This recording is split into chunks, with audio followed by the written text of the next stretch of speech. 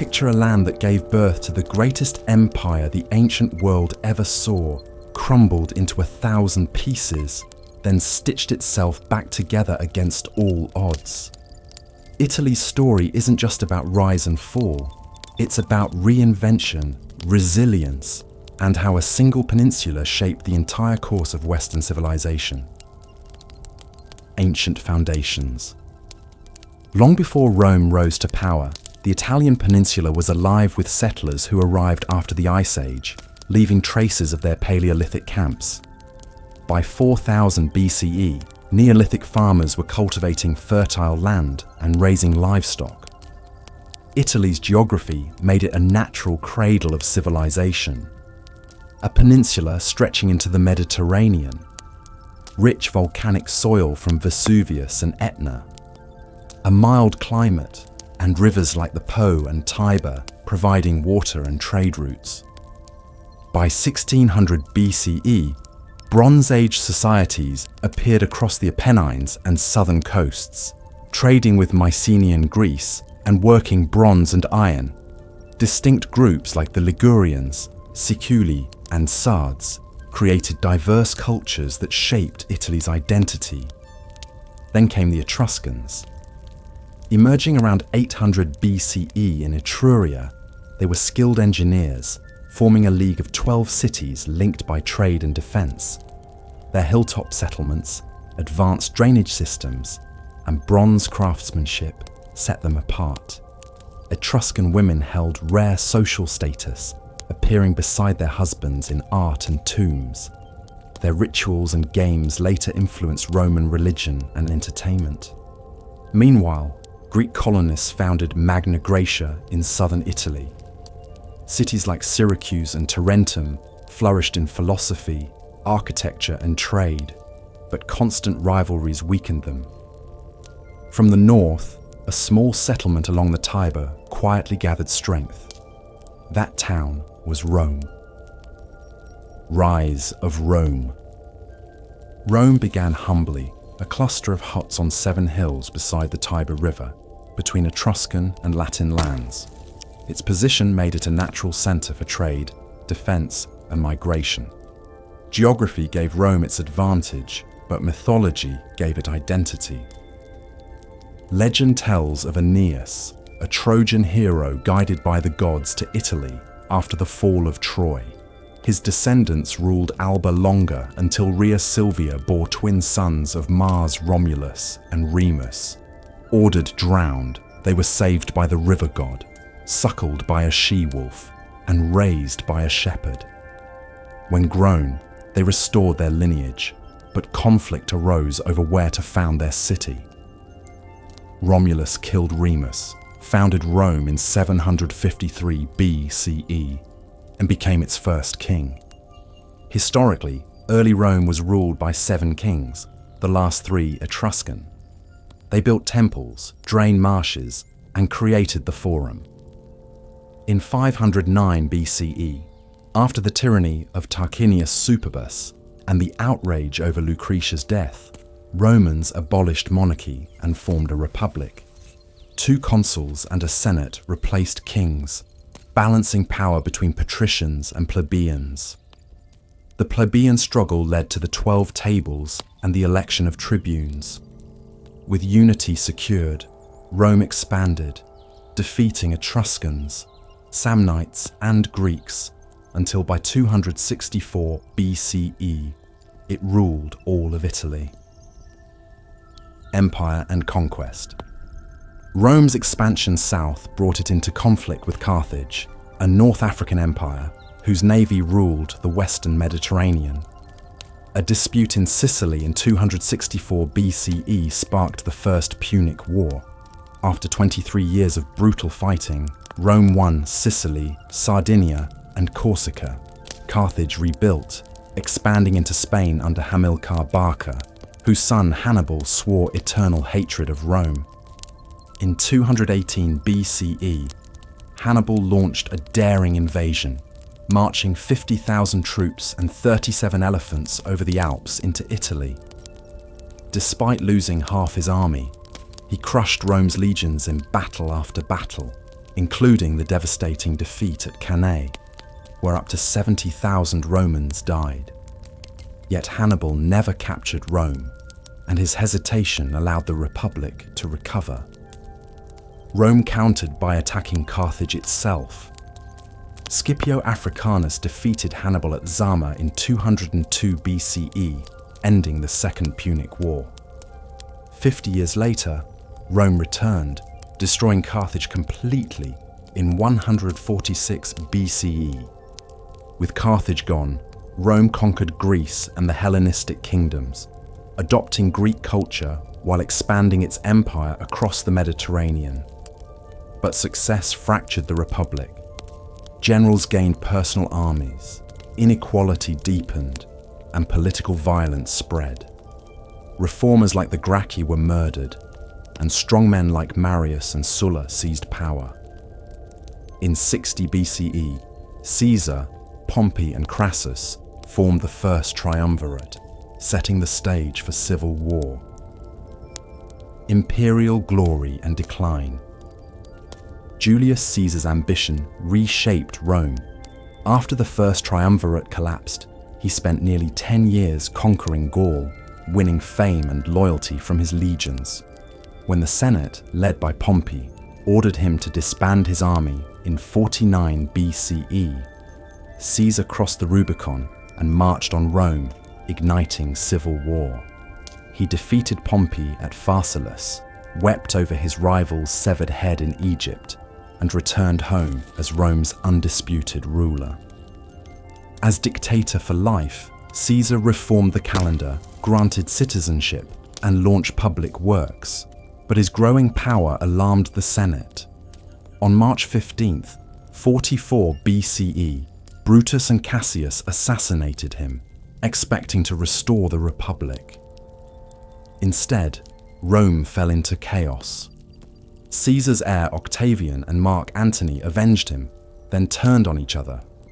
Antony's alliance with Cleopatra ended at Actium in 31 BCE, where Octavian triumphed. He became Augustus, Rome's first emperor, ruling for 40 years under the guise of restoring the Republic. The Julio-Claudian emperors followed. Tiberius ruled grimly, Caligula descended into madness, Claudius conquered Britain, and Nero's vanity burned Rome. After Nero's death, Vespasian built stability and began the Colosseum. The next century brought Rome's golden age under the 5 good emperors, ending with Marcus Aurelius. His son Commodus ruined it, signaling the start of decline. Dark Ages chaos. The 3rd century was an absolute nightmare for Rome. Between 235 and 284 CE, the empire had 26 emperors, and only 1 died of natural causes. Assassination became the standard career path ending for Roman rulers. The empire fractured as generals in different regions declared themselves emperor, each backed by their own legions. Germanic tribes raided across the Rhine and Danube borders almost at will. Plague swept through cities, killing millions. The economy collapsed as currency devalued and trade networks disintegrated. Everything that made Rome great seemed to be falling apart simultaneously. Emperor Aurelian briefly stabilized things in the 270s, but the real turnaround came with Diocletian in 284 CE. He saw the issue was scale. One man couldn't effectively govern territory, stretching from Britain to Mesopotamia. His solution was radical, split the empire into eastern and western halves, each with its own emperor and junior emperor. He took the wealthier east, ruling from Nicomedia, while Maximian governed the west from Milan. Notice Rome isn't even the capital anymore. That's how far the old city had fallen. Diocletian also went hard after Christians, seeing their refusal to worship Roman gods as undermining unity. The Great Persecution between 303 and 311 CE was the most severe yet, with churches destroyed, scriptures burned, and Christians executed. Ironically, this created martyrs whose stories inspired conversions for centuries. Diocletian retired in 305 CE, the only emperor to voluntarily give up power, and his carefully designed succession system immediately collapsed into civil war. Out of that chaos emerged Constantine, and he changed everything. After winning a crucial battle in 312 CE, Constantine claimed he'd seen a vision of the Christian cross with the words, "In this sign, conquer."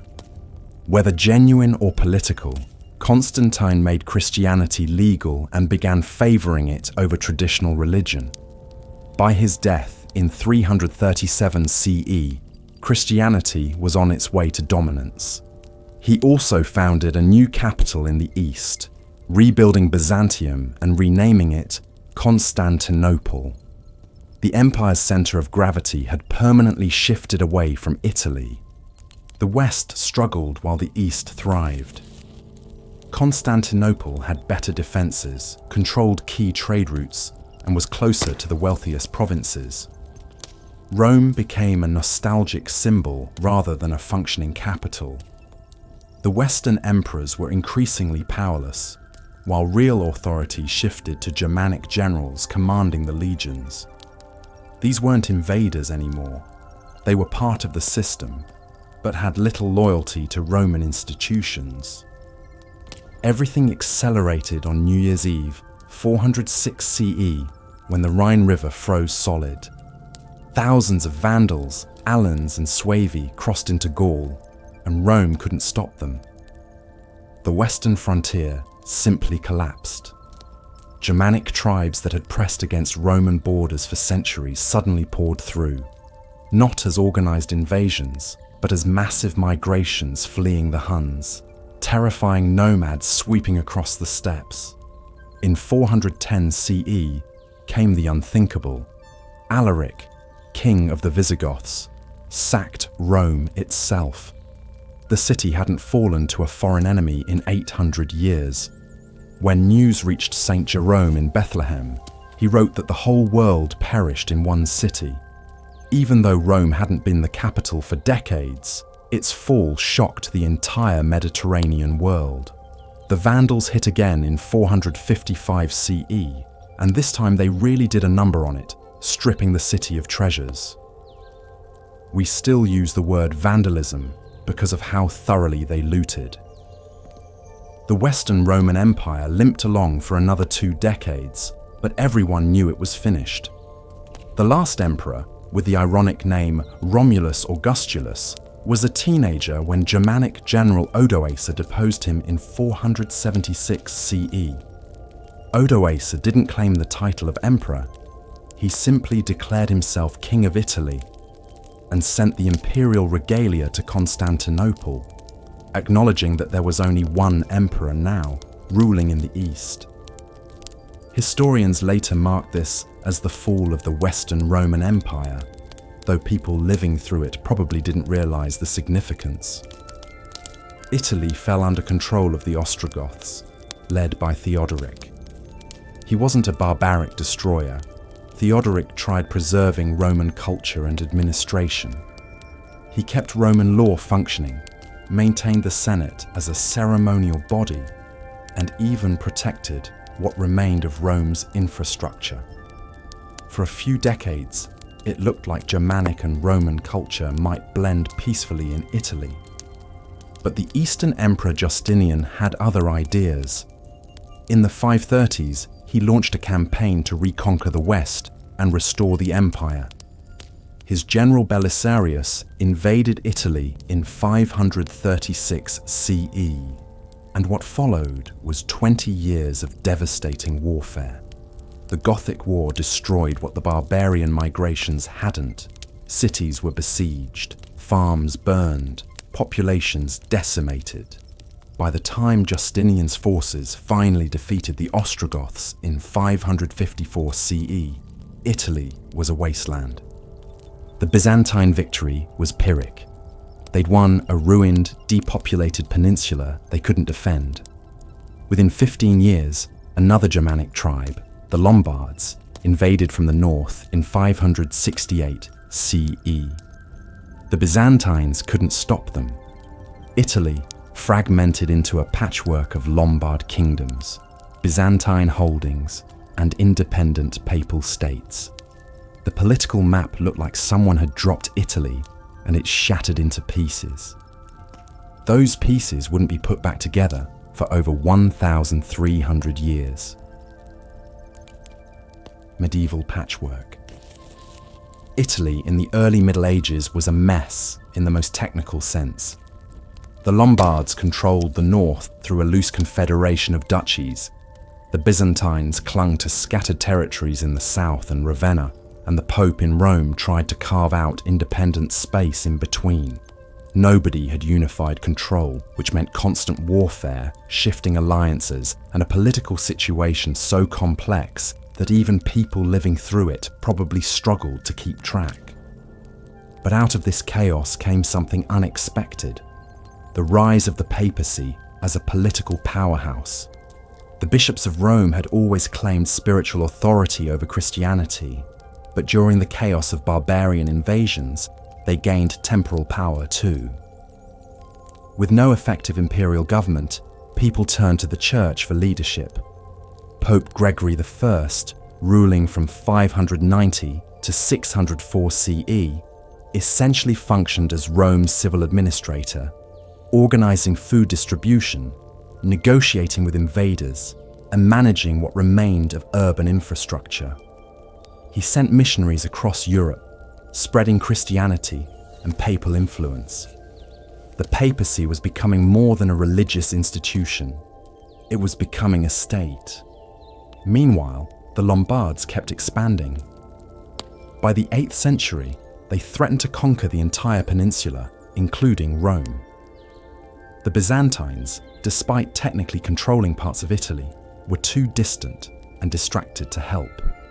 So Pope Stephen II made a calculated move in 754 CE.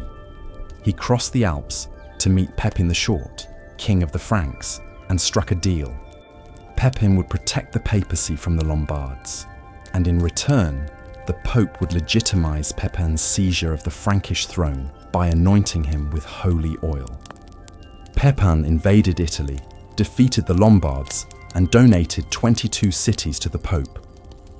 This became the northern section of the Papal States, stretching from Rome to Ravenna, under papal control for over 1,000 years. It was a brilliant political maneuver. The Pope gained land, protection, and established the precedent that the Church could make and unmake kings. Pepin got religious legitimacy and an ally in Italy. Everyone won except the Lombards. When Pepin died in 768 CE, his son Charles, later known as Charlemagne, took this alliance to the next level. The Lombards, resentful of their losses, attacked papal territory again in the 700s. Charlemagne crushed them completely in 774 CE, absorbed their kingdom, and declared himself king of the Lombards and Franks. He controlled most of Italy north of Rome, and he was just getting started. Charlemagne spent the next quarter century conquering everything he could. He pushed into Germany, forcibly converting pagans at sword point, fought Muslims in Spain, and created an empire stretching from the Atlantic to Central Europe. On Christmas Day in 800 CE, Pope Leo III crowned him Emperor of the Romans in St. Peter's Basilica. This was loaded with significance. There had not been a Western Roman emperor in over 300 years, and technically, there still was one in Constantinople. The Byzantines were furious, but powerless. The Holy Roman Empire was born, creating a political connection between Germany and Italy that would define both regions for centuries. But Charlemagne's empire did not survive him. His grandsons split it 3 ways in 843 CE, and the Italian portion became a prize fought over by various factions. By the 10th century, local nobles in Italy were basically doing whatever they wanted. occasionally acknowledging whoever claimed to be Holy Roman Emperor, but mostly governing independently. In Rome, powerful families fought for control of the papacy itself, literally installing their relatives as pope. It was church politics at its most corrupt. The situation in southern Italy was different. The Byzantines still held portions of Puglia and Calabria, while Muslim emirs controlled Sicily after conquering it in the 9th century. Then came the Normans, descendants of Vikings who had settled in northern France. Norman mercenaries arrived in southern Italy in the early 11th century as hired soldiers, but quickly realized they could take the land for themselves. Robert Guiscard, a Norman adventurer, conquered Calabria and Puglia from the Byzantines. His brother Roger invaded Sicily, gradually pushing out the Muslims in a 30-year campaign ending in 1091. Roger's son, Roger II, unified these territories and crowned himself King of Sicily in 1130, creating one of medieval Europe's most sophisticated kingdoms. Norman Sicily was remarkable. They preserved Islamic and Byzantine administrative systems, employed Greek, Arabic, and Latin scholars, and made Palermo a cultural centre. Arabic remained an official language alongside Latin and Greek. While the south flourished, the north and centre became battlegrounds between popes and emperors. This conflict dominated Italian politics for 2 centuries. Emperor Frederick I, called Barbarossa, invaded Italy repeatedly between 1154 and 1186, trying to assert imperial authority. Pope Alexander III organised Italian cities into the Lombard League to resist him. They fought to a stalemate. This papal and imperial rivalry split Italy into 2 warring factions. Families and cities declared themselves either Guelphs, supporting the Pope, or Ghibellines, supporting the Emperor. These were not just political labels. They became identities passed down for generations. Towns fought their neighbours over Guelph and Ghibelline rivalry long after anyone remembered why. Dante, writing in the early 1300s, complained bitterly about how these conflicts tore Florence apart. The most formidable emperor was Frederick II, who inherited both the Holy Roman Empire and the Kingdom of Sicily. Raised in Palermo, he spoke 6 languages, wrote poetry, conducted experiments, and maintained a menagerie of exotic animals. Muslims, Jews, and Christians all served at his court. He was nicknamed Stupa Mundi, wonder of the world, but called the Antichrist by his enemies. His death in 1250 marked the end of serious imperial ambitions in Italy. The emperors would keep claiming authority, but real power had already shifted to the cities. Maritime republics rise. While emperors and popes fought over who controlled Italy in theory, a handful of coastal cities were busy controlling the Mediterranean in practice. These maritime republics didn't wait for permission from anyone. They built walls, raised navies, and traded with whoever had goods worth buying, including Muslims during the Crusades, when the church said that was forbidden. Amalfi, Genoa, Pisa, Venice, and later Ancona and Ragusa operated as independent city-states, and they got spectacularly wealthy doing it.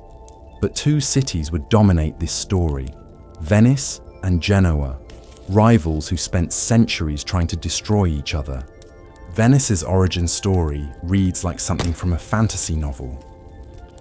When the Lombards invaded northern Italy in the 6th century, refugees fled to the marshy lagoons along the Adriatic coast, where no army could easily follow. They built a city on wooden pilings, driven into the mud, creating a network of islands connected by bridges and canals. It shouldn't have worked. Cities need farmland, fresh water, and defensive walls. Venice had none of these things. What it had was access to the sea and a population with everything to prove. The Venetians became master shipbuilders and merchants by necessity. They couldn't farm, so they traded. They built a fleet and started moving goods between the Byzantine Empire and Western Europe. Their location at the northern end of the Adriatic gave them a natural advantage. Ships from Constantinople had to pass through Venetian-controlled waters, and Venice made sure everyone paid for that privilege. By the 9th century, they'd negotiated special trading rights with the Byzantine Empire, getting preferential treatment at every port. What made Venice truly exceptional was how its government operated. Most medieval cities were ruled by nobles or bishops.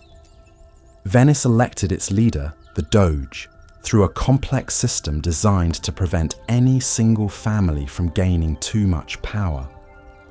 The Grand Council, made up of wealthy merchant families, ran everything collectively. Here's the genius part. Since the government was composed of merchants, their policies made economic sense. When the state built ships, merchants could rent them at subsidized rates. The government offered loans and insurance, spreading risk across the community. Everyone prospered because everyone's interests aligned. Genoa, on Italy's western coast, developed differently. Genoese merchants operated independently through private companies and family banks rather than state coordination. This made individual Genoese merchants incredibly wealthy, but meant the city never achieved Venice's unified economic power. What Genoa did have was a strategic location for Western Mediterranean trade and some of history's most skilled bankers. Genoese banks financed kings, funded crusades, and became so essential that monarchs couldn't function without them. The Crusades supercharged both cities. When European nobles decided to reclaim Jerusalem in 1095, they needed ships to get there. Venice and Genoa happily provided transportation for a price. They also demanded permanent trading stations in any territories the Crusaders conquered.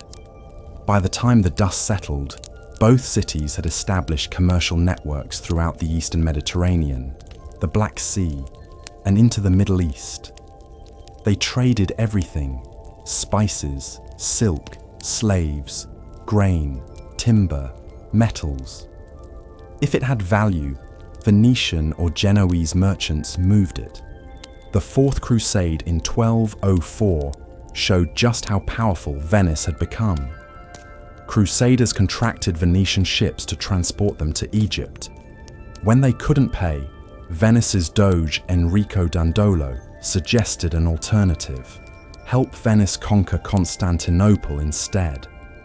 So the crusade, which was supposed to fight Muslims, ended up sacking the capital of the Christian Byzantine Empire. Venice walked away with a quarter of Constantinople's territory, strategic islands throughout the Aegean, and enough Byzantine treasure to fund expansion for decades. It was ruthless, blasphemous, and incredibly profitable. This wealth funded an artistic and architectural boom. Venice became one of the most beautiful cities in Europe, with the Byzantine-influenced St. Mark's Basilica, the Doge's Palace, and countless palaces along the Grand Canal. Venetian merchants didn't just import goods, they imported ideas, artistic techniques, and ancient texts that would later fuel the Renaissance. When Constantinople fell to the Ottoman Turks in 1453, thousands of Greek scholars fled to Venice, bringing manuscripts and knowledge that had been lost to Western Europe for centuries. But Venice and Genoa couldn't stand each other. Between 1256 and 1381, they fought 4 separate wars for control of Mediterranean trade. These weren't small skirmishes, but massive naval conflicts involving hundreds of ships and thousands of sailors. The wars were sparked by competition over trade routes, but became existential struggles. The decisive conflict, The War of Chioggia in 1379 saw Genoa actually occupy part of Venice's lagoon. Venice mobilized its entire population, scraped together a last-ditch fleet, and managed to trap and destroy the Genoese navy. Venice survived, barely, and emerged as the Mediterranean's dominant maritime power. Genoa never fully recovered. Its merchant families turned increasingly to banking and financing foreign powers rather than direct trade. Christopher Columbus, the famous Genoese explorer, couldn't get funding from his own city and had to pitch his voyage to Spain instead. When he accidentally discovered the Americas in 1492 while looking for a western route to India, it was Spain that reaped the benefits, not Genoa. Venice's dominance lasted until the Atlantic trade routes made the Mediterranean less central to European commerce. When Portuguese sailors found a sea route around Africa to India in 1498, they broke Venice's spice monopoly. Suddenly merchants could get pepper, cinnamon, and other valuable goods without paying Venetian middlemen. Venice remained wealthy and influential, but its golden age was ending. The future belonged to nations with Atlantic coastlines: Spain, Portugal, England, France. The maritime republics that had dominated for centuries were becoming relics of a fading era. Renaissance flowering. Here's the beautiful irony of Italian history. The political fragmentation that prevented national unity created the perfect conditions for cultural explosion. While France, England, and Spain were consolidating into unified kingdoms, Italy remained a chaotic patchwork of competing city-states. Florence hated Siena, Milan fought Venice, Genoa battled Pisa.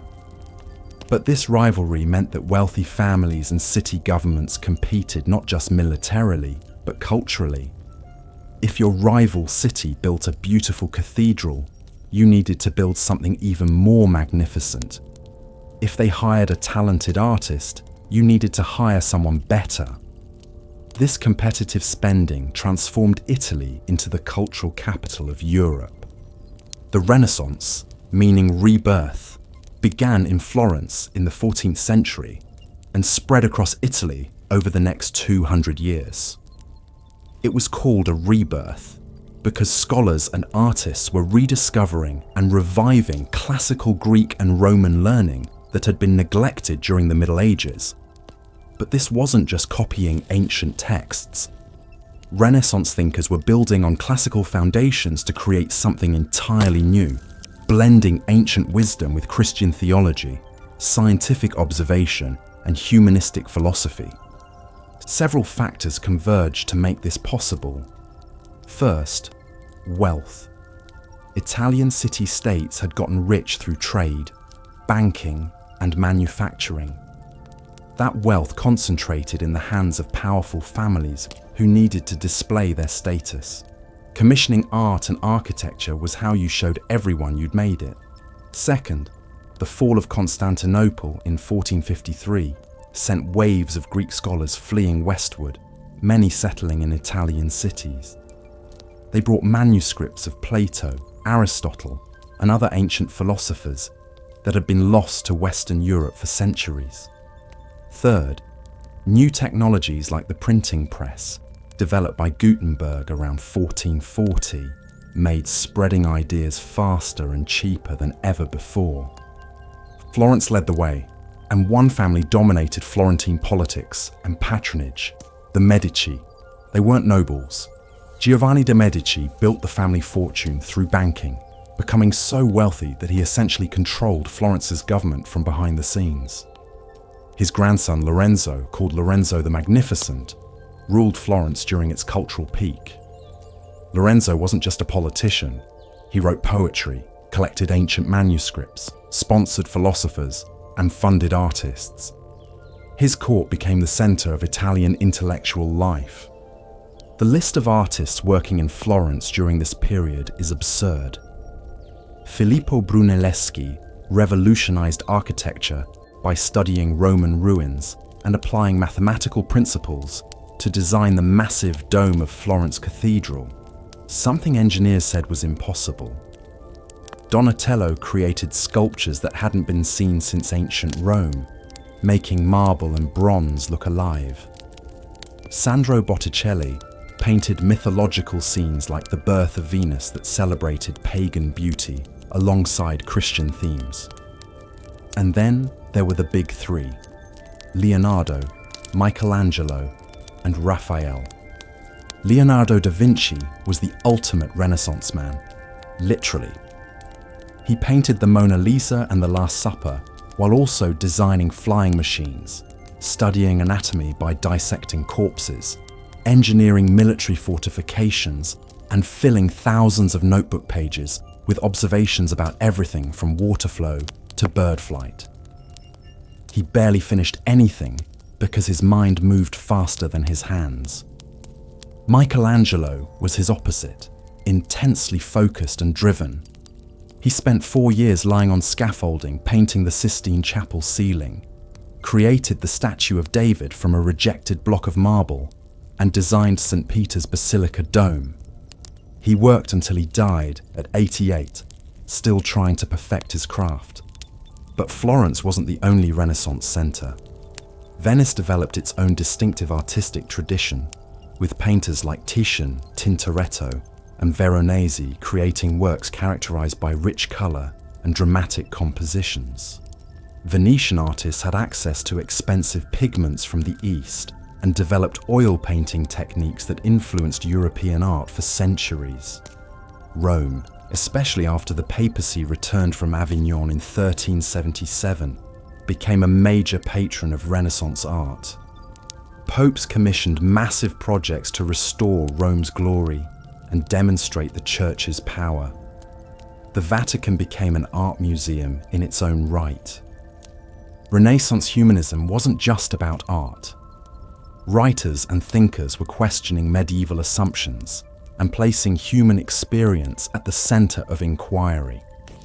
Petrarch, writing in the 1300s, pioneered the study of classical texts and developed the sonnet form that would influence poetry worldwide. Giovanni Boccaccio wrote The Decameron, a collection of stories told by people escaping the Black Death, filled with humor, satire, and very human characters behaving badly. These weren't religious allegories. They were stories about real people dealing with real problems. Niccolò Machiavelli took political theory in a shocking new direction with The Prince, written in 1513. Instead of describing how rulers should behave according to Christian morality, Machiavelli described how they actually did behave. He argued that effective rulers sometimes needed to lie, break promises, and use violence. Better to be feared than loved, he wrote, if you can't be both. The book was considered so scandalous that it was banned by the church, but everyone read it anyway, including the kings and princes it was supposedly corrupting. The Renaissance also produced scientific advances that would reshape how Europeans understood the world. Italian universities, particularly Padua and Bologna, became centers of learning where scholars could study medicine, astronomy, and natural philosophy. Leonardo da Vinci's anatomical drawings advanced medical knowledge. Later, Galileo Galilei would use mathematical observation to support the Copernican theory that Earth orbits the Sun, not the other way around. The church forced him to recant, but the damage was done. People had started questioning ancient authorities, including the church itself. The Tuscan dialect that Dante, Petrarch, and Boccaccio used in their writings gradually became Italy's literary standard. Before this, educated Italians wrote in Latin while speaking dozens of regional dialects. There was no common Italian language. But these Tuscan writers demonstrated that vernacular Italian could express sophisticated ideas and beautiful poetry. Their language choices would eventually become the foundation of modern Italian, giving Italy linguistic unity centuries before it achieved political unity. By the early 16th century, the Renaissance was spreading north into France, Germany, and England, transforming European culture. But in Italy itself, the Golden Age was ending. Foreign powers had noticed how wealthy and divided Italy was, and they were coming to take it. Foreign domination. The Italian Renaissance reached its peak just as Italy's independence collapsed. The same wealth that funded artistic masterpieces made Italian city-states attractive targets for Europe's emerging national powers. Spain and France looked at fragmented, prosperous Italy and saw opportunity. The Italian Wars, lasting from 1494 to 1559, turned the peninsula into a battlefield where foreign armies fought for control, using Italian cities as pawns. By the time the dust settled, most of Italy had fallen under foreign rule, and the brief period of cultural brilliance gave way to centuries of political stagnation. It started in 1494 when Ludovico Sforza, Duke of Milan, made a catastrophic decision.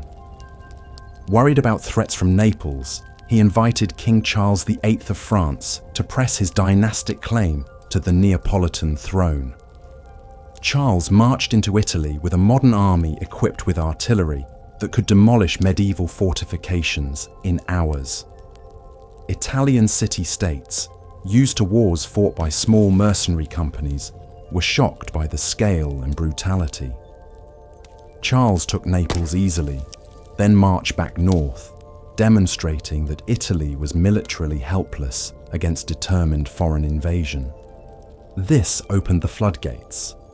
Ferdinand II of Aragon immediately sent Spanish forces to contest French control of Naples. The Holy Roman Emperor got involved because he ruled Austria and had claims to northern Italy. The Pope formed alliances with whoever seemed advantageous at the moment. Italian states tried playing foreign powers against each other, but they lacked the military strength to actually control outcomes. They were chess pieces being moved by players sitting in Madrid, Paris, and Vienna. The situation got exponentially worse when Charles V inherited both the Spanish throne and the Holy Roman Empire in 1519, creating a Habsburg superpower that surrounded France geographically. Italy became the main battlefield in their struggle for European dominance. In 1527, Charles's unpaid German and Spanish troops mutinied and sacked Rome in an orgy of violence that lasted 8 months.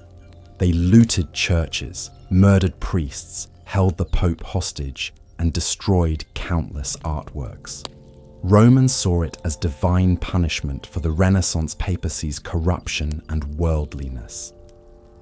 Whether or not God was sending a message, the sack of Rome marked the definitive end of the Italian Renaissance's optimistic spirit.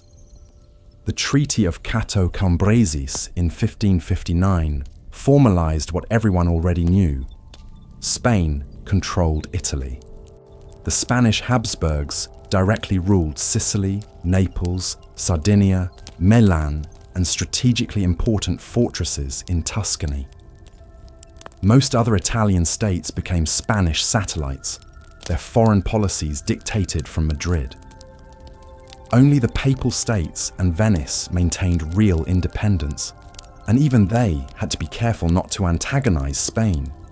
The brief period when Italian cities controlled their own destinies was over. Spanish rule brought economic decline. The center of European trade had shifted to the Atlantic, where Spanish and Portuguese ships brought back New World gold and silver. Mediterranean ports, which had made Venice and Genoa rich, became backwaters. Italian merchants lost their competitive edge as Spanish, Dutch, and English traders dominated global commerce. Venice still had wealth from its past success, but it wasn't generating new prosperity. The future belonged to nations with Atlantic coastlines and colonial empires. In the north, Spanish control meant heavy taxation to fund Spain's endless wars across Europe. Lombardy and Milan became cash cows for Spanish imperial ambitions. In the south, Spanish rule was even worse. Naples and Sicily suffered under feudal oppression, with absentee landlords extracting wealth while contributing nothing to local development. Heavy taxation, corrupt officials, and banditry became defining features of southern Italian life under Spanish rule. The economic gap between north and south, still visible in modern Italy, has roots in this period. The 17th century was politically stagnant. Spain dominated. The Catholic Church consolidated power through the Counter-Reformation, and Italy mostly disappeared from European affairs. The War of the Spanish Succession in the early 1700s shuffled control but didn't fundamentally change Italy's subject status. When the war ended, Austria replaced Spain as the dominant power in northern Italy, taking control of Lombardy, Mantua, and temporarily Naples. The Kingdom of Sardinia, which included Piedmont and later Sardinia Island, emerged as an independent state that would later play a crucial role in unification. Southern Italy passed to Spanish Bourbon control by 1734. Some regions experienced modest reforms. Maria Theresa and her son Joseph II, ruling Austria in the mid to late 1700s, implemented administrative improvements in Lombardy that laid foundations for later industrialization. They reduced church power, reformed taxation, and improved infrastructure. But these were exceptions. Most of Italy remained under conservative, backward-looking regimes that actively resisted change. Then came 1789 and the French Revolution, which shook every European throne. Revolutionary France exported its radical ideas through military conquest, and Italy became a target. In 1796, a young general named Napoleon Bonaparte invaded northern Italy, and everything changed again. He smashed the Austrians in a series of brilliant campaigns, conquered Venice for the first time in its 1,000-year history, and reorganized northern Italy into French puppet republics. Napoleon's occupation was transformative. He abolished feudalism, introduced the Napoleonic Code, which reformed legal systems, reduced church power by confiscating lands, and established elected assemblies that gave middle-class Italians their first taste of political participation. Many Italians hated French occupation, but they also saw alternatives to the aristocratic, clerical old order. Napoleon proved that Italy's political map could be redrawn, that change was possible. When he fell in 1815, European powers tried putting everything back the way it was. But you can't unring a bell. Italians had glimpsed a different future, and that glimpse would eventually lead to revolution. The Congress of Vienna in 1815 restored Austrian, Spanish, and papal control across Italy, trying to pretend the French Revolution and Napoleon had never happened. Austrian Chancellor Metternich famously dismissed Italy as merely a geographical expression, not a real nation.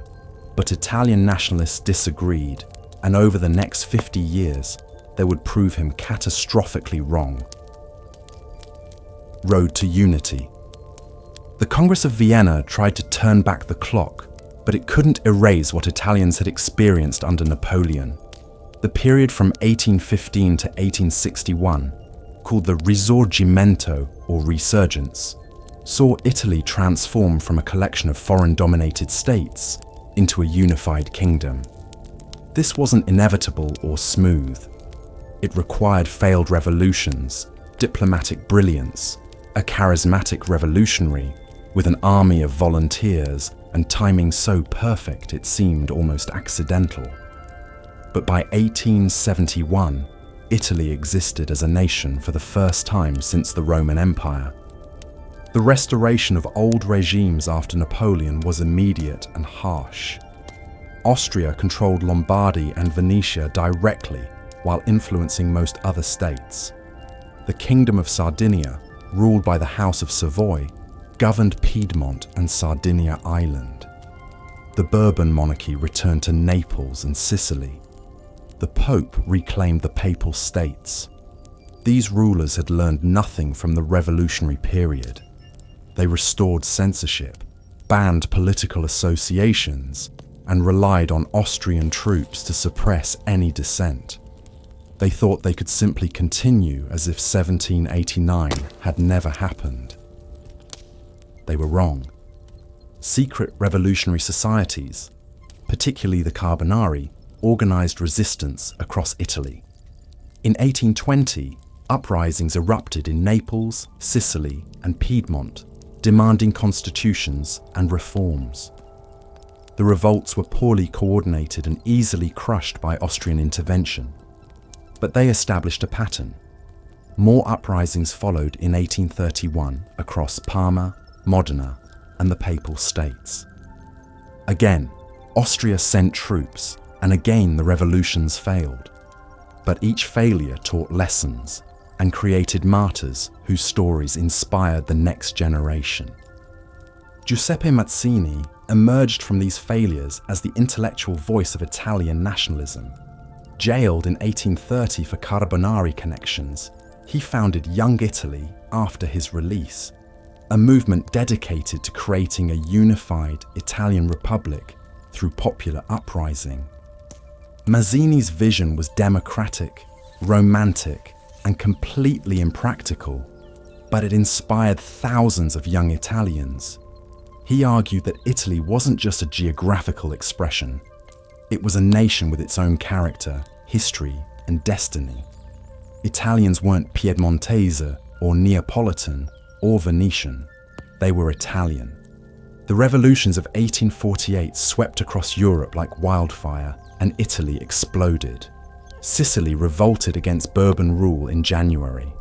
By March, uprisings had spread to Milan, Venice, Rome, and other cities. In Milan, citizens fought Austrian troops in 5 days of street battles called the 5 Days of Milan, actually driving the Austrians out temporarily. Venice declared itself a republic again under Daniele Manin. In Rome, revolutionaries forced Pope Pius IX to flee, and Mazzini helped establish the Roman Republic in 1849. For a brief moment, it looked like Italian unification might happen through popular revolution, but the moment passed. Austria regrouped and reconquered Milan and Venice. French troops, sent by Napoleon III to win Catholic support, besieged Rome and destroyed the Republic. Giuseppe Garibaldi, a former sailor who'd learned guerrilla warfare fighting in South American revolutions, led the defense of Rome in a hopeless but inspiring last stand. When the Republic fell, he escaped with his pregnant wife Anita, who died during their flight. The revolutions had failed completely, except they hadn't, not entirely. The Kingdom of Sardinia, under King Carlo Alberto, had joined the fight against Austria and been defeated. But his son, Vittorio Emanuele II, kept the constitution his father had granted, making Piedmont Sardinia the only Italian state with a functioning parliament. It became a refuge for exiled revolutionaries and nationalists from across Italy. Among them was a brilliant politician named Camillo Benso, Count of Cavour. Cavour understood what Mazzini didn't. Italy wouldn't be unified through popular revolution. It required diplomacy, military alliances, and exploiting great power rivalries. As Prime Minister of Piedmont from 1852, Cavour modernized the kingdom's economy, built railroads, reformed finances, and most importantly, got Piedmont involved in the Crimean War on the side of France and Britain. Piedmont's contribution was minimal, but it bought Cavour a seat at the peace conference and, more importantly, the attention of Napoleon III of France.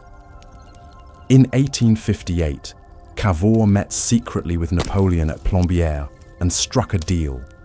France would help Piedmont fight Austria, and in return, Piedmont would cede Nice and Savoy to France.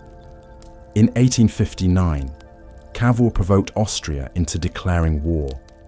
French and Piedmontese forces won bloody victories at Magenta and Solferino, battles so horrific that a Swiss observer, Henri Dunant, was inspired to found the Red Cross. But Napoleon made a separate peace with Austria before the job was finished, infuriating Cavour, who briefly resigned.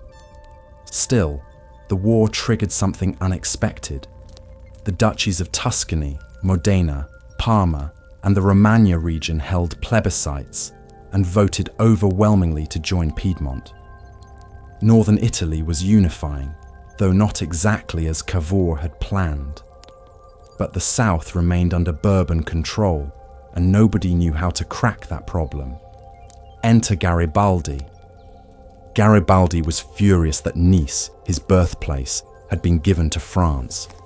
Looking for a way to strike back at Cavour and advance Italian unity, he latched onto a plan to invade Sicily. In May 1860, Garibaldi and about 1,000 volunteers, called the Red Shirts for their distinctive uniforms, sailed from Genoa and landed in Sicily. It was an insane gamble. They were vastly outnumbered by Bourbon troops and had minimal supplies. But Garibaldi was a military genius, and the Sicilian peasants rose up to support him. In a series of shocking victories, his ragtag army defeated professional Bourbon forces and captured Sicily in 3 months. Then he crossed to the mainland and marched on Naples. The Bourbon king fled, and Garibaldi entered Naples in triumph. He could have set himself up as dictator of southern Italy. Instead, he met Vittorio Emanuele II, handed over his conquests, and retired to his farm with a bag of seed corn as his only reward. In February 1861, the first Italian parliament met in Turin and proclaimed the Kingdom of Italy with Vittorio Emanuele II as king. Cavour died just 3 months later at 50, exhausted by his efforts. Italy was unified mostly. Venice remained under Austrian control until 1866, when Italy allied with Prussia against Austria and gained it after Prussia's victory. Rome, still occupied by French troops protecting the Pope, held out until 1870, when France withdrew during the Franco-Prussian War. Italian forces entered Rome in September 1870, and the following year it became Italy's capital. After 1,400 years, Italy was unified again. Modern struggles. Begin. Unification solved the political question, but created a dozen new problems. The Kingdom of Italy existed on paper, but making Italians feel Italian proved far more difficult.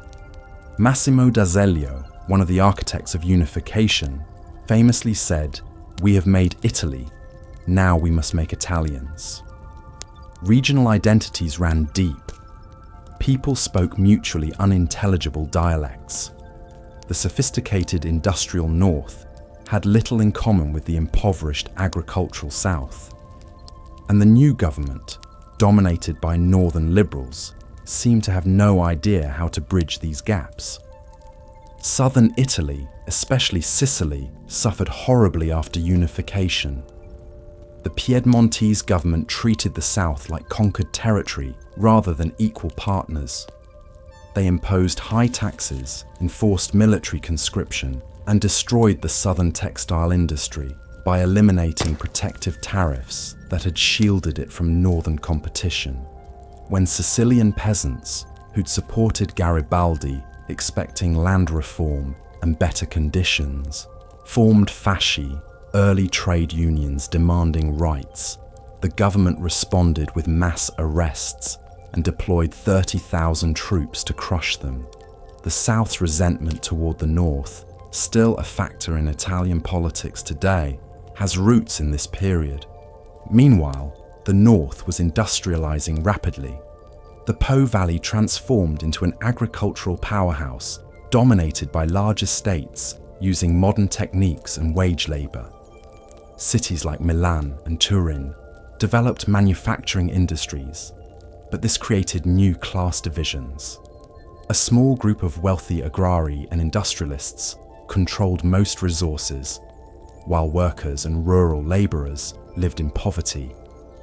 Socialist and anarchist movements gained followers among workers who saw capitalism as just another form of exploitation. Italy's ruling class responded to domestic problems the way many European powers did: imperialism. If you can't fix issues at home, distract people with colonial adventures abroad.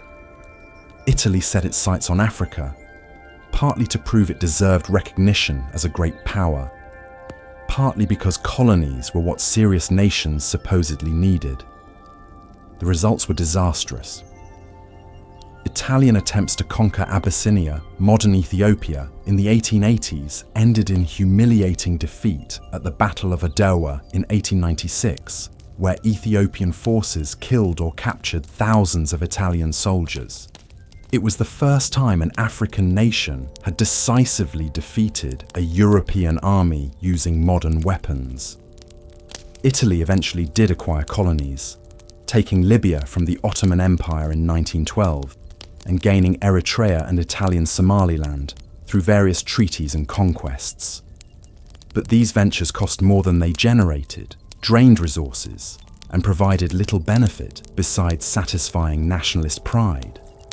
Interestingly, Benito Mussolini, then a radical socialist and journalist, opposed these colonial wars as capitalist imperialism, exploiting workers at home to oppress people abroad. He would later reverse this position completely. When World War I broke out in 1914, Italy faced a dilemma. Technically, it was allied with Austria, Hungary, and Germany through the Triple Alliance. But Italians remembered that Austria had been their oppressor during the Risorgimento. Popular sentiment leaned toward neutrality or joining the Allies. After intense debate and secret negotiations, Italy joined Britain, France, and Russia in 1915, promising territorial gains, including South Tyrol, Trieste, and parts of the Dalmatian coast. The Italian front became one of the war's most brutal theatres. Italian and Austrian troops fought along alpine ridges and river valleys in conditions that made the Western Front look comfortable. Soldiers froze in winter trenches, fought at altitudes where breathing was difficult, and died by the tens of thousands in offensives that gained nothing. The Battle of Caporetto in 1917 was a catastrophe. Austro-Hungarian and German forces broke through Italian lines, and the Italian army retreated in chaos, losing 300,000 men captured and countless equipment. Italy's commander, General Luigi Cadorna, blamed his soldiers for cowardice rather than his own incompetent leadership. He was finally replaced, and Italy held the line long enough for one final offensive. At Vittorio Veneto in October 1918, Italian forces defeated Austria-Hungary decisively, contributing to the empire's collapse. Italy had won, technically, but at staggering cost: over 600,000 dead, 1 million wounded, and the economy in ruins. The Paris Peace Conference in 1919 compounded Italy's bitterness. Despite fighting on the winning side, Italy received far less territory than promised. The concept of mutilated victory spread among nationalists who felt betrayed by former allies. Poet Gabriele D'Annunzio even led a group of veterans to seize the port city of Fiume, defying the peace settlement and holding it for over a year. His theatrical regime, complete with balcony speeches and nationalist symbolism, became a template for future fascist movements. Economically, post-war Italy was a disaster. returning veterans couldn't find work. Inflation destroyed savings. The government seemed paralyzed. In the north, industrial workers occupied factories, and in the countryside, peasants seized land from wealthy owners. To conservatives and the middle class, Italy appeared on the brink of Bolshevik revolution, like Russia had experienced in 1917. Mussolini sensed opportunity. He'd been expelled from the Socialist Party for supporting the war and founded the Fasci di Combattimento in 1919, initially a mix of nationalist and vaguely socialist ideas. But he quickly realized where real support lay: among frightened middle classes, veterans angry about unemployment, and wealthy industrialists and landowners terrified of socialist revolution. Mussolini's black shirts, squadristi organized into paramilitary squads, used violence to break strikes, intimidate socialists, and destroy opposition newspapers and union halls. Local authorities and police often looked the other way or actively cooperated. Business owners funded the black shirts. Veterans joined them. In 1921, Mussolini transformed his movement into the Partito Nazionale Fascista and won seats in parliament. But he wasn't satisfied with participating in democracy. He wanted to replace it. The March on Rome in October 1922 was more theatre than military operation, thousands of black shirts converging on the capital to demand power. King Vittorio Emanuele III could have ordered the army to stop them but refused, probably fearing civil war. Instead, he invited Mussolini to form a government. The 39-year-old former socialist became prime minister, and Italian democracy had 3 years left to live. Which period of Italian history surprises you most? The chaotic unification or the rapid slide into fascism? Fascism and war. Mussolini didn't seize absolute power immediately. He spent the first few years consolidating control while maintaining democratic appearances. Fascists held only a minority of cabinet positions initially, and parliament still functioned. But Mussolini steadily tightened his grip, using black-shirt violence to intimidate opponents, while portraying himself as the only leader capable of restoring order to chaotic Italy. By 1925, after the murder of socialist deputy Giacomo Matteotti sparked a crisis, Mussolini dropped the pretense entirely. He declared himself head of government answerable only to the king, banned opposition parties, shut down free press, and established a totalitarian dictatorship. The regime's slogan captured its philosophy perfectly: everything within the state, nothing outside the state, nothing against the state. Mussolini wanted to control every aspect of Italian life. Trade unions were abolished and replaced with state-controlled syndicates. Independent newspapers disappeared. Children joined fascist youth organizations. Teachers had to swear loyalty oaths. Secret police monitored potential dissidents.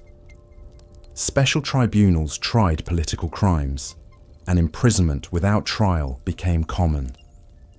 By the late 1930s, Mussolini had constructed a system where opposing fascism was effectively impossible.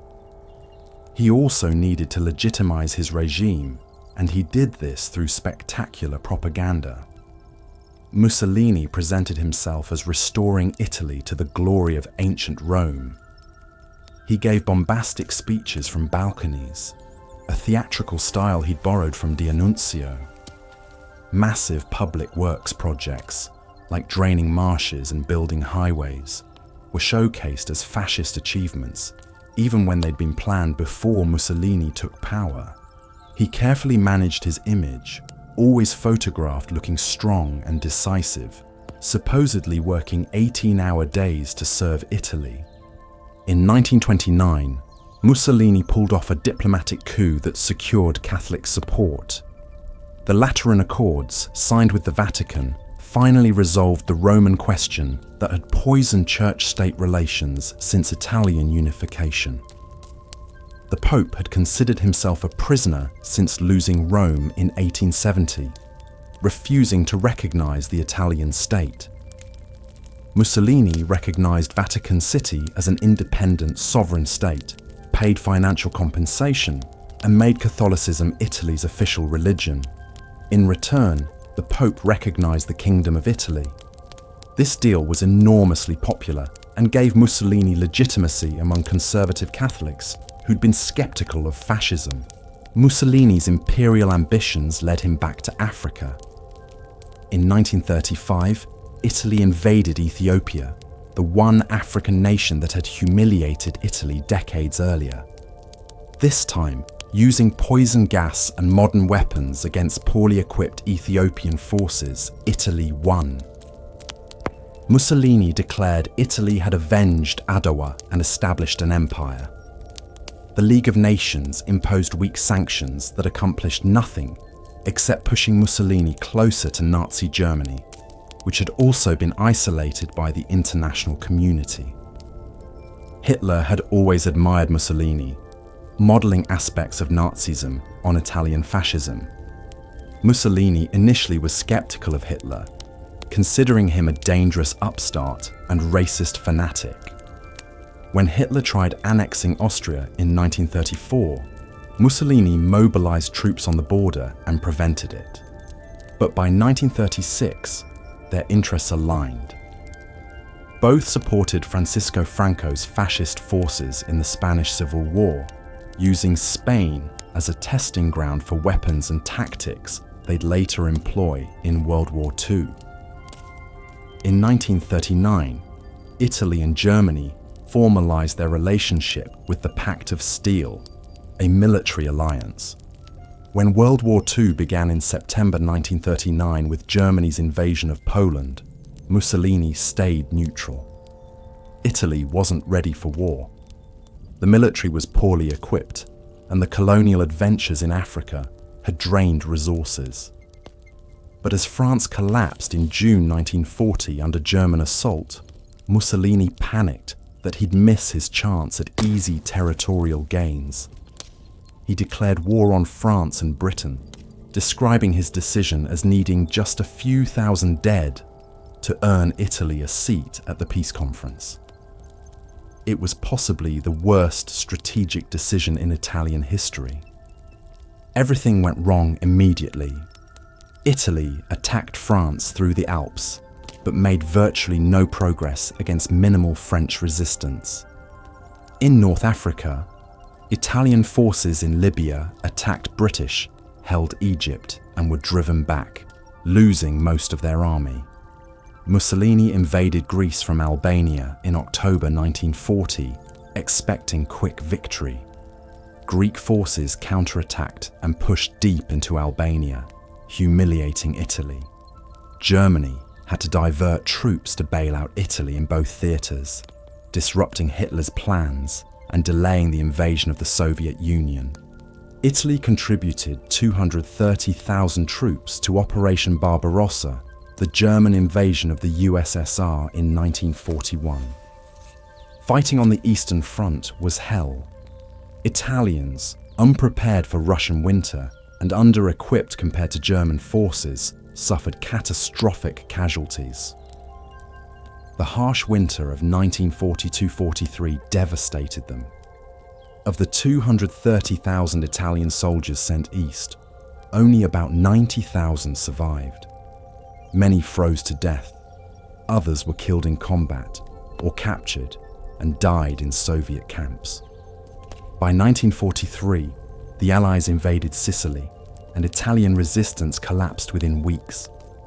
The Italian people, starving, bombed, and watching their sons die in pointless wars, had enough.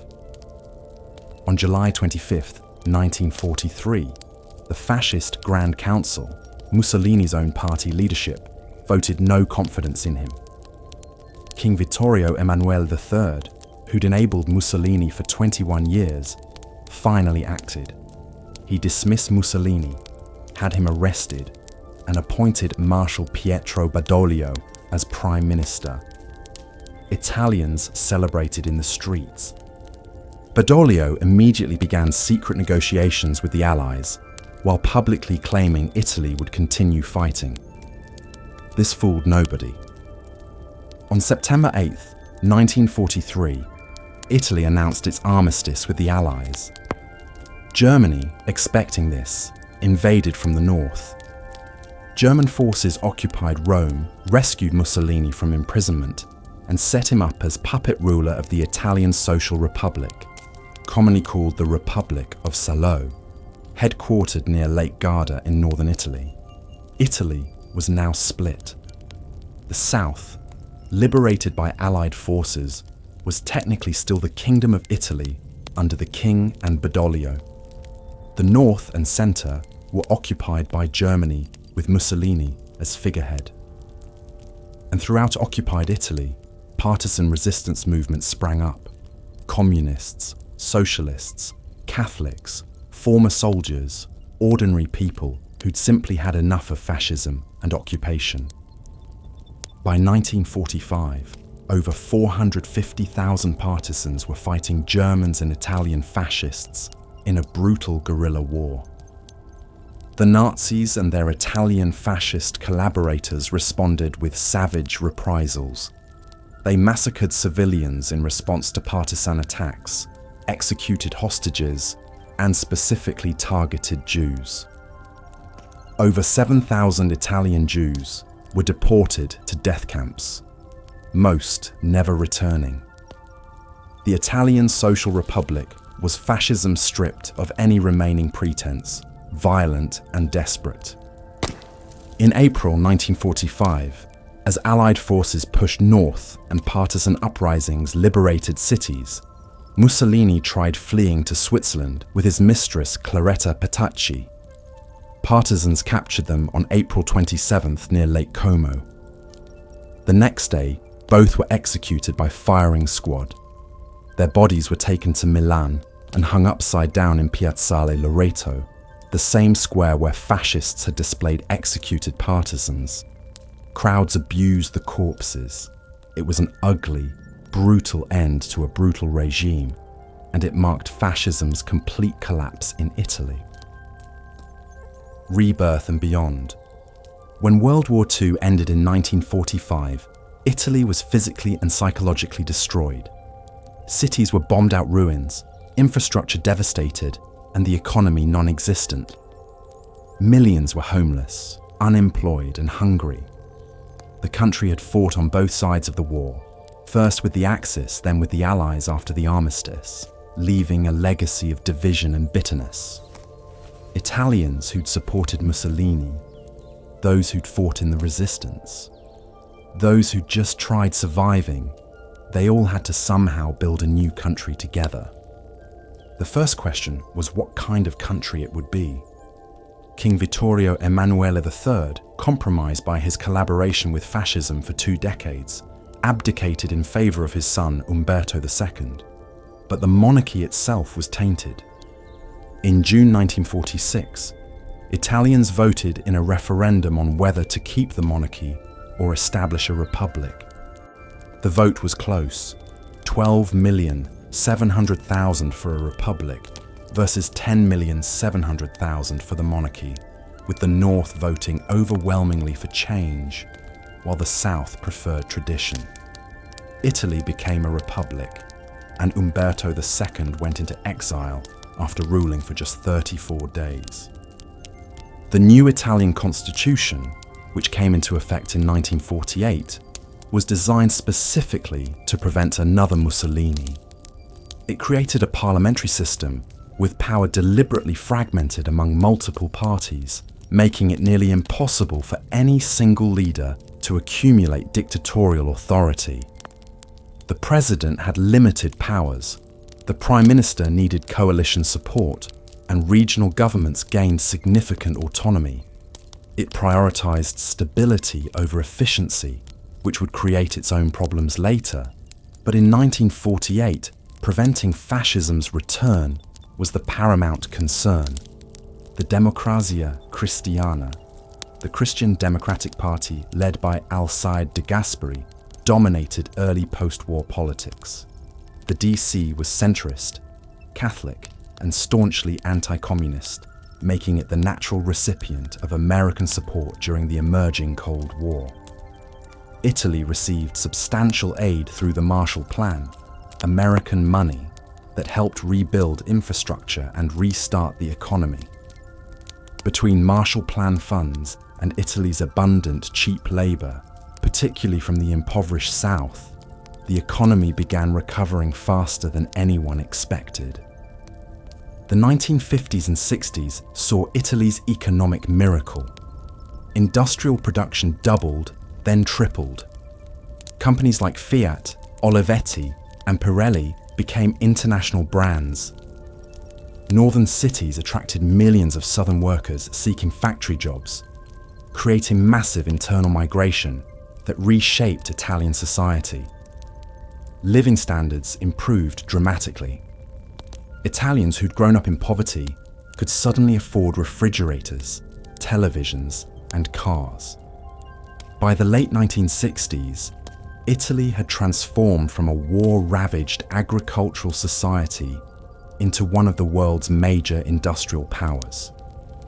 But economic success masked deep political and social problems. The DC maintained power through increasingly corrupt practices, distributing government jobs and contracts to supporters in a patronage system that resembled organized crime. The Italian Communist Party, the PCI, remained Europe's largest communist party, but was permanently excluded from the national government due to Cold War politics. This created a strange democracy where one party always governed while another, representing a third of voters, never could. In 1963, the DC formed a coalition with the Socialist Party under Prime Minister Aldo Moro, attempting to broaden its base and implement reforms. Moro was a moderate who believed in dialogue and compromise, envisioning an opening to the left that would bring socialists and eventually even communists into the democratic system. But this opening coincided with economic instability. Inflation rose, wealthy Italians moved money abroad fearing socialist policies, and labour tensions exploded. The hot autumn of 1969 saw massive strikes, factory occupations, and street demonstrations. Students and workers united in protests that brought Italian cities to standstills. Out of this unrest emerged something far darker: terrorism. The 1970s became known as the years of Lead, due to the bullets fired by both left-wing and right-wing extremist groups who believed violence was the only path to change. Right-wing terrorists, often connected to elements within the state security services, bombed civilian targets to create chaos. The Piazza Fontana bombing in Milan in 1969 killed 17 people.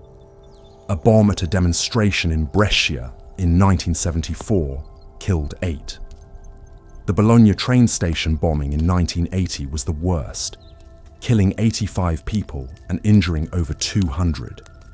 These attacks aimed to create such fear that Italians would demand an authoritarian government to restore order.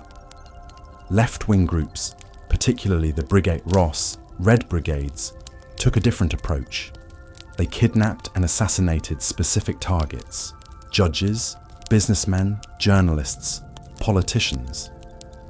The Red Brigades were often led by disillusioned intellectuals who'd concluded that parliamentary democracy was a sham protecting capitalist exploitation. In 1978, they kidnapped Aldo Moro, the DC leader, who'd spent years trying to integrate the left into Italian democracy. They held him for 55 days, conducting a people's trial, then executed him and left his body in a car trunk in central Rome. The murder devastated Italy and marked the beginning of the end for the Red Brigades. A massive police crackdown in the early 1980s dismantled most terrorist organizations, Thousands were arrested, and many terrorists turned state's evidence, leading to more arrests. But questions remained about who actually orchestrated some attacks. A 2000 parliamentary report concluded that some right-wing bombings had been conducted by elements within Italian intelligence, possibly with American encouragement, as part of a strategy of tension designed to prevent Italy from shifting leftward during the Cold War. The US Embassy and centre-right parties furiously denied these allegations, but the debate continues. Politically, the 1970s and 80s saw the DC's grip on power weaken. In 1976, the historic compromise between the DC and PCY allowed communists to support the government without joining it. But after Moreau's death and the collapse of détente, this cooperation ended. The DC increasingly relied on smaller parties to form coalitions, particularly the socialists led by Bettino Craxi, who became Prime Minister in 1983, the first non-DC premier since the 1940s. Economically, Italy grew despite political chaos. By the late 1980s, there was talk of il sorpasso, Italy overtaking Britain and France in GDP. Whether this actually happened remains debated, because Italy's vast underground economy made accurate measurement impossible. Tax evasion was practically a national sport, and the mafia operated a parallel economy worth billions. The mafia had always existed in Sicily and southern Italy, but during the post-war period, it modernized and expanded. Mafia families controlled drug trafficking, construction contracts, and infiltrated legitimate businesses and politics. For decades, many denied the mafia even existed. That fiction ended in 1992 when anti-mafia judges Giovanni Falcone and Paolo Borsellino were assassinated in bombings so spectacular they could only have succeeded with inside information. Their murders finally forced Italy to confront how deeply organized crime had penetrated the state. Those assassinations coincided with another earthquake, the Tangentopoli scandal, and Mani Pulite investigations that would destroy Italy's entire post-war political order and create space for a new kind of politician to emerge. From ancient empire to fragmented states to unified nation, Italy's journey spans over 2 millennia of triumph, tragedy, and reinvention. Today's Italy still grapples with regional divides and political turbulence, but it remains a cultural powerhouse whose history continues shaping not just Europe, but the entire Western world. If you loved this video, you'll love the next one even more.